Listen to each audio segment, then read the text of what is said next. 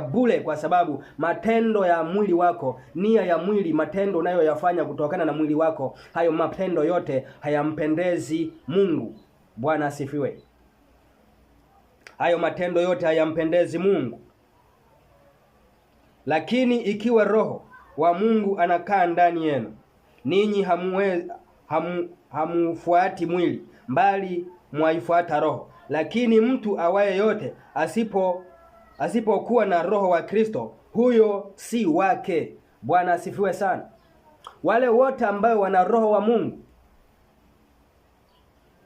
Bwana asifiwe sana, wale wote ambao wana Roho wa Mungu ndani yake, wamebatizwa, wamemkiri Kristo, wakabatizwa, wakaamua kutembea sawa sawa na mapenzi ya Mungu, hawa hawaufuati mwili, hawafuati matendo ya mwili. Matendo ya mwili kwao yamekufa, hawaoni faida yoyote kuambatana na matendo ya mwili. Bwana asifiwe sana. Hawaoni faida yoyote kuambatana na matendo ya mwili. Lakini mtu awaye yote asipokuwa na Roho wa Kristo, huyo si wake. Kama huna Roho wa Mungu, wewe si mali ya Mungu, wewe ni mali ya Shetani. Maana walio wa Mungu wana muhuri ambao ni Roho Mtakatifu. Kama huna Roho Mtakatifu, tafuta Roho Mtakatifu kwenye maisha yako, maana maisha yako yatakuwa ni bure. Mwisho wa siku utaishia jehanamu. Bwana asifiwe sana. Maana walio wa Mungu wana Roho wa Mungu, wana Roho wa Kristo, na wale ambao hawana huyo Roho wa Kristo, hawa sio wake. Bwana asifiwe. Maandiko yako wazi sana. Hawa ambao hawana Roho wa Mungu, hawa sio wa Mungu.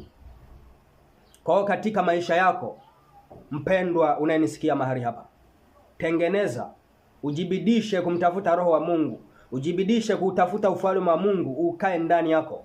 Maana walio na Roho wa Mungu ndio wa Mungu, na ambao hawana Roho wa Mungu sio wa Mungu. Haleluya.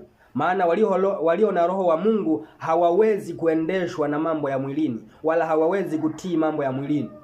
Ambao wana Roho wa Mungu, mwili wanaufisha. Mwili na matendo yake unafishwa, unatulia. Matendo ya mwili yote yanatulia. Uasherati hautaji kwao, machafu, matukano, masengenyo, yote yanafishwa.